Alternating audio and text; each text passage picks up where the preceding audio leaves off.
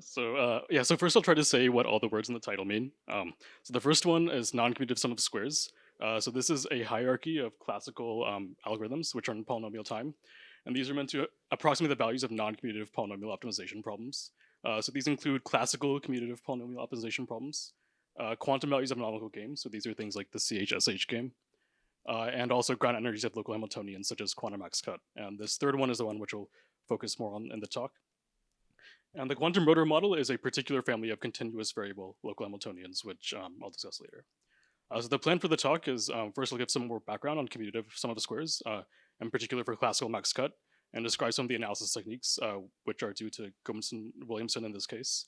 Then I'll try to sketch some definitions and examples related to the non-commutative version of this hierarchy. And then lastly, I'll sketch how to adapt some of these techniques to non-commutative sum of squares on the quantum rotor model. Okay. Yeah, so first I'll talk about classical max cut. So this is a problem where you're given an undirected graph G, and you want to output a partition of the vertices of the graph into two subsets v plus 1, v minus 1, such as to maximize the number of edges crossing the cut that go between v plus 1 and v minus 1. So so here there are some examples where these are undirected graphs, and the two subsets are the sets of red and blue vertices respectively. And it doesn't really matter how you map these to plus and minus 1 because of a symmetry in the problem. Okay, so a simple algorithm is to uniformly at random assign each vertex plus or minus 1. And then if you calculate using linearity of expectation, this gives you 1/2 of the edges being cut in expectation. And then one natural question is if it's possible to do better than this simple algorithm. The result due to Gomson-Williamson from 1991 is yes. And the algorithm technique used is a semi-definite program. And this turns out to come from the classical sum of squares hierarchy. Okay, so now I'll say a little bit about what classical sum of squares hierarchy is. So this is a little bit complicated, but I'll try to give an example for max cut. And to do this systematically, first you take the original problem, and you have to be able to write it as a polynomial optimization problem. In this case, this is going to assign to each vertex a number that's either plus or minus 1. This is saying whether that vertex is in the plus 1 partition or the minus 1 half of the partition. And then if you work out this computation, you can see that this is what the objective function is in terms of these variables. Okay, and then, so this is a nonlinear problem. It might be easier if you make it linear. So you can linearize by replacing points with distributions. So this is going to be the set of all probability distributions over plus minus 1 vectors. And now the objective function turns into an expectation over this distribution. So this is good because it's linear. It's also not good because it's a very high dimensional problem. And so to fix this, you can try to first reparameterize. So this is going to be in terms of the moments of this distribution. So this E is supposed to be an expectation operator, which takes in a commutative polynomial and gives you back the expectation with respect to mu of that polynomial.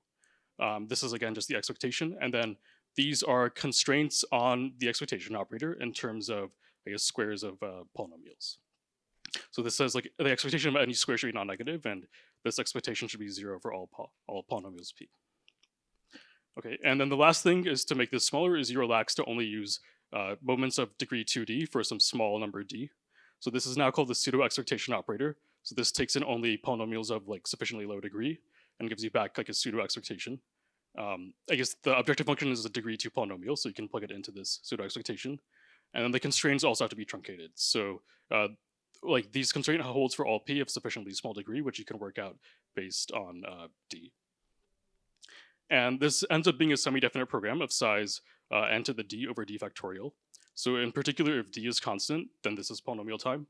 And there are known polynomial time algorithms to solve an SDP, so the overall thing will run in polynomial time. Okay, so now if you work this out, there will be a lot of indices, but for classical max cut, you get this semi-definite program. So this is some n plus 1 by n plus 1 size matrix, which should be PSD. This comes from the constraint of a square being having non-negative expectation. And the entries of the matrix M are these pseudo expectations. Okay, and so this is not quite the SDP that Gomson-Williamson used. They like dropped this first row and first column. And so you can show that actually you don't really need to look at these. So there's an optimal solution where these blocks are 0. And the proof is to use the Z2 symmetry in the problem. So if you flip x to minus x, that is still a solution of the same value. And using convexity of the SDP. Okay. And then now the natural question is how well does this SDP approximate the original problem? And so what Gomez and Williamson did, they came with a rounding algorithm to transform STP solutions into solutions to the original problem in such a way that the values are related. So this starts by sampling a standard IID normal vector of size n. This is sometimes called like the random hyperplane. And then another thing you do is you take x and then you multiply by some matrix A, which is the Cholesky factor of m prime. The important thing is that this is Gaussian distributed, and covariance matrix is equal to m prime. Okay, so now this is some vector that's an Rn, and you want a vector that's plus minus 1. So what you do is you truncate each entry individually by taking the sign of each entry. Okay. And so what they showed is that the rounding algorithm achieves a constant approximation ratio, which is roughly 0.878. And the proof uses linearity of expectation, and the marginal of a Gaussian is Gaussian. So in the end, you'll have to do some calculation, but which is done numerically.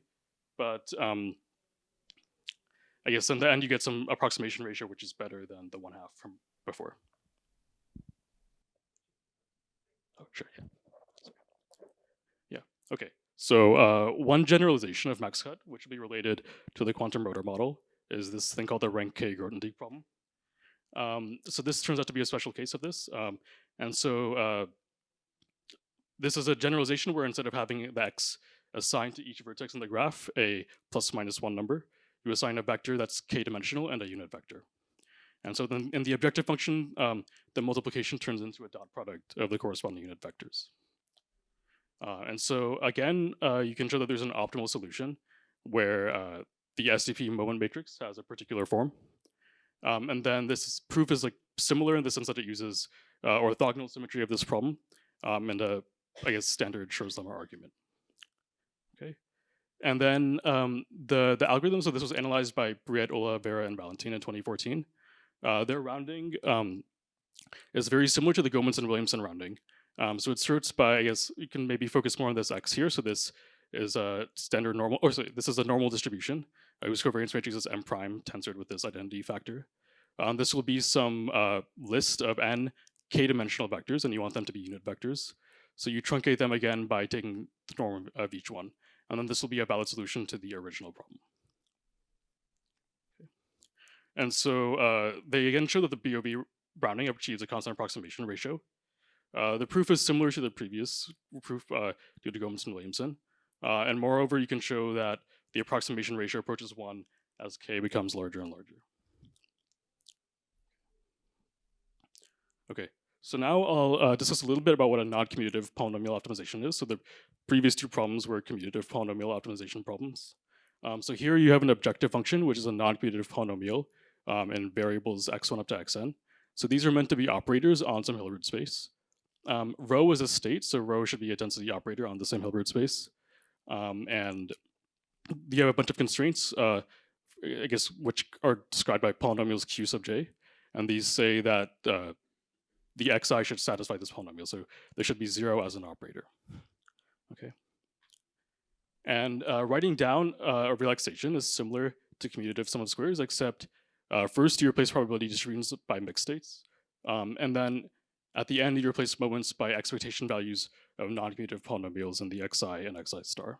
So these are kind of like a non-commutative analog of moments.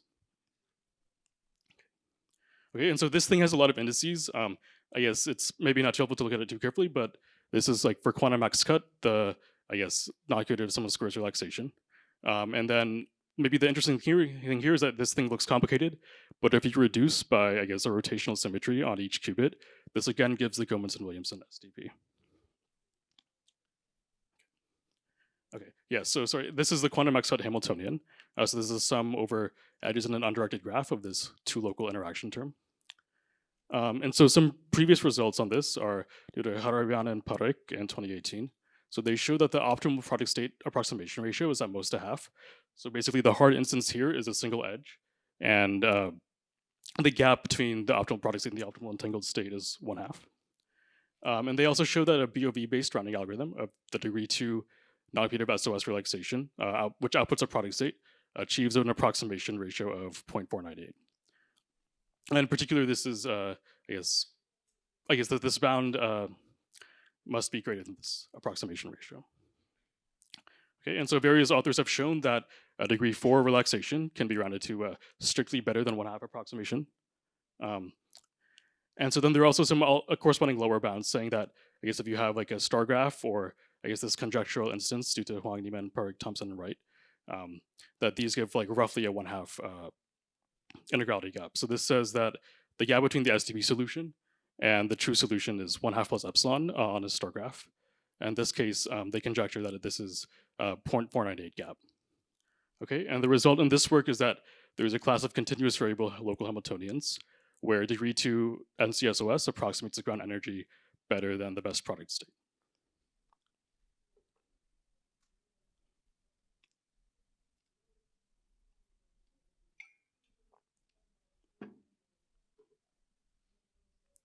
Okay, so I'll try to give some intuition for, I guess, continuous variable Hamiltonians. And if you recall from quantum max cut, the local Hilbert space for the Hamiltonian is C2, which is kind of the Hilbert space for a spin 1/2 particle.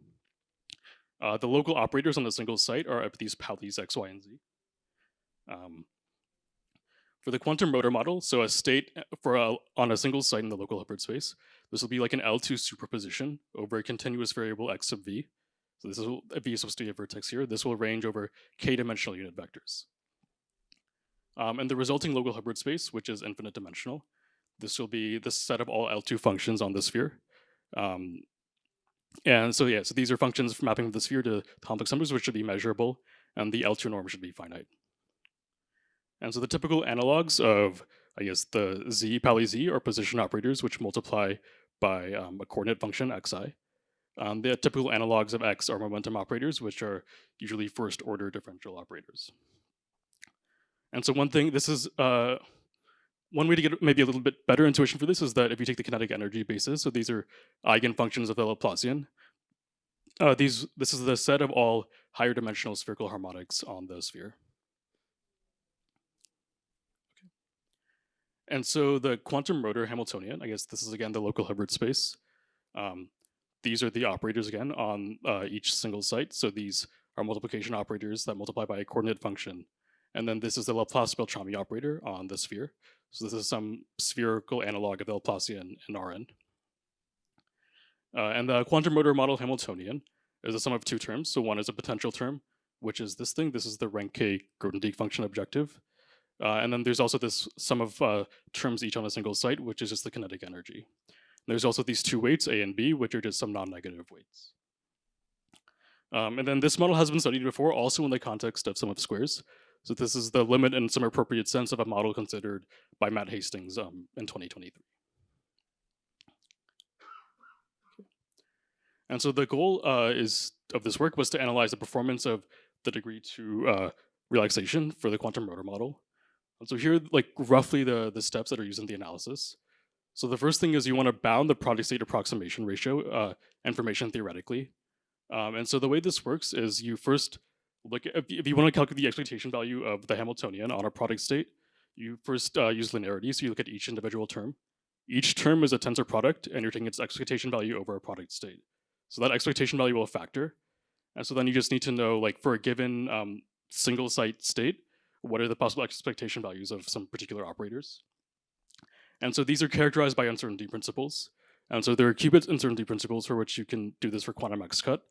And then there are also spherical uncertainty principles which are relevant for the rotor model. And so these can also be given sum of squares proofs in some appropriate sense. Okay. The second step is to write down an SDP relaxation. So this is actually not entirely obvious, basically because you have this Laplace-Beltrami operator. You need to express this in terms of simpler things. And so those will be some first order differential operators. And so you have to do some calculations in local coordinates. There's some tricks you can use, but it's a fairly long calculation. The last thing is to bound the SDP approximation ratio. And then you do this by giving a rounding, I guess, algorithm in some sense.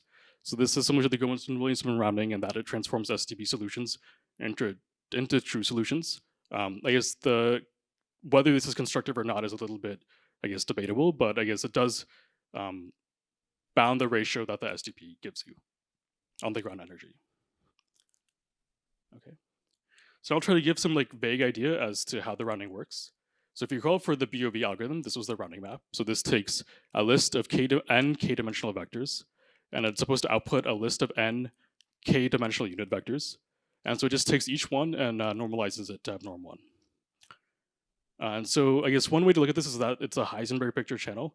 So this is some sort of like commutative algebra of operators on the sphere. And there's some commutative algebra of operators on the Euclidean space. And if you work out, looks a little bit complicated, but you can actually get this systematically from this simpler function. And then one thing that might be a little bit more intermediate between these two is the Schrodinger picture classical channel. So this takes a probability distribution over a Euclidean space, and you want to get a probability distribution over the original domain of the optimization problem. And so it does this by first reparameterizing the distribution in terms of spherical coordinates. So this is like a sphere, this is like a radial part, and then you can just marginalize or trace out the radial part to get the sort of distribution you want. Okay. And so the idea for the Rotor model is that you can think of a homomorphism between non-commutative algebras as like a map between non-commutative spaces. And so here this looks a little bit complicated, but this is basically just the space of density operators on sort of like a L2 of some Euclidean space. And you want to get a density operator on like the Hilbert space originally for the Rotor model. And you do this by first reparameterizing in terms of spherical coordinates, and then tracing out the radial part as with the BOV algorithm. And so this is in the Schrodinger picture. So you want to use the Heisenberg picture for the analysis. I guess it's just a little bit easier to work out the calculations. And so the last thing you need is, I guess, an input to the channel. So the classical BOV running, so this was a Gaussian with mean 0 and covariance m, where m was the SDP solution. For the quantum Rotor model, I guess, the analysis used bosonic Gaussian. So m is the symmetry-reduced SDP solution. So this is similar to the BOV algorithm. Only thing is you need m to satisfy the canonical commutation relations. So I guess this is a state on some like bosonic modes. So this will only satisfy the CCR after doing some sort of symmetry reduction on the SDP. And so basically, because this rounding is similar to the BOV rounding, the ratio improves as k goes to infinity. But if you work out, I guess, the product state bound, you get something which is independent of k. And so for k very large, you get something which beats the product state ratio. Okay, and so the conclusion is that I guess this sort of non-commutative randomized rounding strategy produces states which are kind of entangled by construction. For the Rotor model, these beat product states, provably. And so some things I've been thinking about are, I guess, preparation of these rounded states. So you need to prepare a Gaussian, like also implement this channel. I guess also potentially classical simulation of these states. So the bosonic Gaussian is a non-negative Wigner function, and so you can think about classically doing this. And then the other thing is, what is the actual complexity of the Rotor model? So the natural thing to expect seems to be like it would be stock and make complete. And then some open questions are basically just, what is the integrality gap for the relaxation on the Rotor model? So this is like, what is the largest gap between an SDP value and a true value for some particular graph G? Is this particular rounding optimal for this SDP? And then I guess the most natural thing is if this rounding strategy can be applied to other problems, like especially finite dimensional or qubit Hamiltonians. Great, thank you so much. Exactly. So if you have any questions, please step up to the microphones in the middle. I mean, you know how it works by now.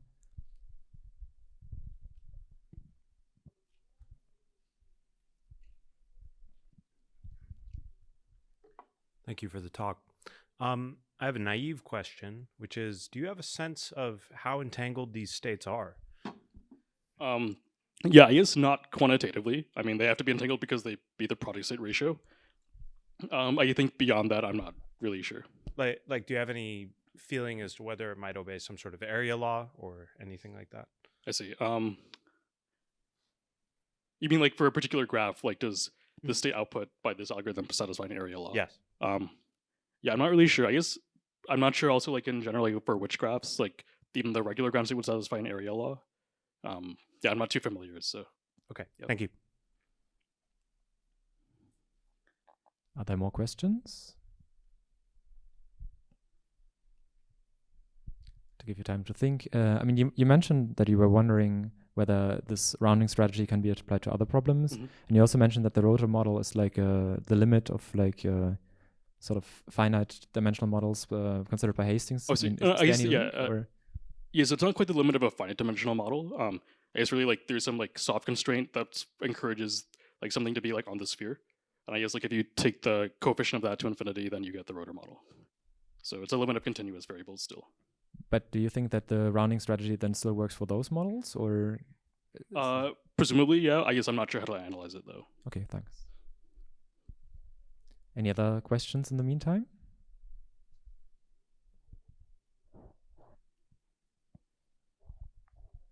Okay, looks like you answered them all. So then let's thank the speaker again.